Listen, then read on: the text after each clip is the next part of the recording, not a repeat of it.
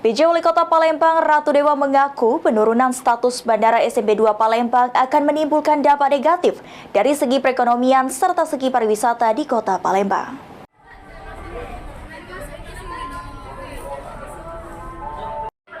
Sesuai dengan keputusan Menteri Perhubungan Republik Indonesia, nama Bandara Sultan Mahmud Badarudin II Palembang tidak termasuk ke dalam daftar bandara bertaraf internasional. Menanggapi hal tersebut, PJ Wali Kota Palembang Ratu Dewa mengatakan pertimbangan ekonomi global yang jumlah penduduknya banyak merupakan alasan perampingan bandara internasional dilakukan oleh Kementerian Perhubungan. Ditambahkan Ratu Dewa, penurunan status internasional Bandara SMP 2 Palembang menimbulkan dampak negatif dari segi perekonomian dan segi pariwisata. Kendati demikian, Bandara SMP 2 Palembang yang kini menjadi bandara domestik masih menyediakan rute embarkasi keberangkatan umroh, haji, serta event besar nantinya.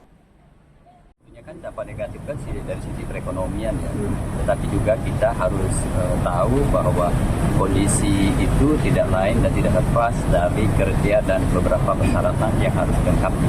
Saya kira itu dalam rangka menyikapi itu. Artinya kemungkinan ada penurunan untuk tingkat pariwisata kita ya Pak?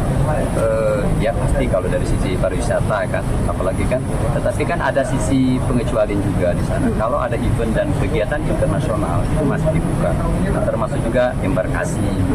Dan juga ada kegiatan-kegiatan lain, kegiatan tertentu kenegaraan juga masih dibuka. Saya kira itu kalau kita bicara detail ya, dari surat keputusan. Hafidz Zainul, PAL TV.